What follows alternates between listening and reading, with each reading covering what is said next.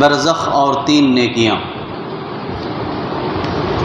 ان رسول اللہ صلی اللہ علیہ وسلم قال اذا مات الانسان انقطع عنه عمله الا من 3 صدقة جاریہ وعلم ينتفع به وولد صالح يدعو له۔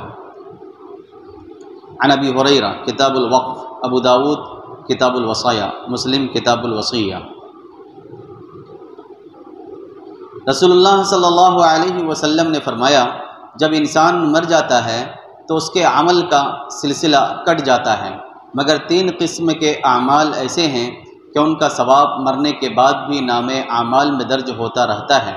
ان میں سے ایک تو صدقہ جاریہ ہے، دوسرے وہ علم ہے جس سے لوگ فائدہ اٹھائیں، تیسرے نیک بیٹا جو اس کے لیے دعا کرتا رہے۔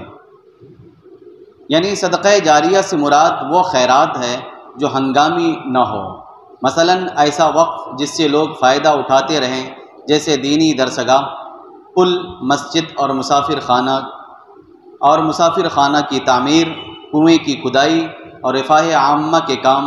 یہ بھی صدقہ جاریہ ہے کہ تعلیمی ادارے تعمیر کیے جائیں یا ایسے مفید اور جائز ادارے قائم کیے جائیں جن سے مستقل طور پر غریبوں اور ناداروں کی وہ کفالت کا انتظام ہوتا رہے، یا اپنی جائیداد کا کچھ حصہ نیک کاموں کے لیے وقف کر دیا جائے۔ جس علم سے لوگ فائدہ اٹھاتے ہیں وہ ہے قرآن سنت کی تعلیم و تدریس اور دینی کتابوں کی تصنیف و تعلیم۔ مرنے کے بعد اس کا اجر صاحب علم کو ملتا رہتا ہے۔ جو لڑکا اپنے ماں باپ کی نگرانی اور تربیت سے پرہیزگار اور نیک بنتا ہے اور وہ جب تک زندہ رہتا ہے اس کی نیکیوں کا ثواب اس کے ماں باپ کو ملتا رہتا ہے۔ علاوہ عظیم وہ لڑکا اپنے والدین کے لیے دعا کرتا رہے گا، ماں باپ کو اس سے بھی نفع ملتا ہے۔ موت کے اٹل اور انمٹ قانون کو آج تک کوئی انسان نہیں توڑ سکا۔